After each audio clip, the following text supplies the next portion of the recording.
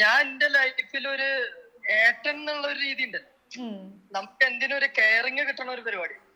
ഇത്രയും കാലം ഇതിലും അലഞ്ഞു തിരിഞ്ഞ് നടന്നിട്ട് ഒരാൾ കൈ തരാത്ത സമയത്ത് എന്റെ കഴിവ് എന്താന്ന് മനസ്സിലാക്കി ഒരു സഹോദരന്റെ പോലെ എന്നെ ഏറ്റെടുത്ത ഒരാളാണ് ഈ ലാല എന്ന് പറഞ്ഞ ആള്. ഇതിന് മുന്നേ ഞങ്ങൾ പരിചയമുണ്ട്, പക്ഷെ അപ്പോഴൊന്നും അത്ര അങ്ങോട്ട് ഇതായിട്ടില്ല, കെമിസ്ട്രി വർക്ക് ചെയ്തിട്ടില്ല. ഒരുമിച്ച് കൂടിയതിനു ശേഷം പിന്നെ ഞങ്ങൾ ആ ബന്ധം വേർപിരുത്തിയിട്ടുമില്ല. അപ്പോ എടുത്തു പറയാനുള്ള അന്ന് തൊട്ട് ഇന്ന് വരെ ഉള്ളൊക്കെ എടുത്തു പറയാൻ കൊറേ ഉണ്ട്. അതൊന്ന് പറഞ്ഞാൽ അതാണ് ഞങ്ങൾ അങ്ങനത്തെ മൈൻഡ് ഉള്ളവരാ. കാരണം കണ്ടന്റുകൾ എന്ന് പറഞ്ഞു കഴിഞ്ഞാൽ അങ്ങനെയാണല്ലോ തലേന്ന് ഉദിക്കുക.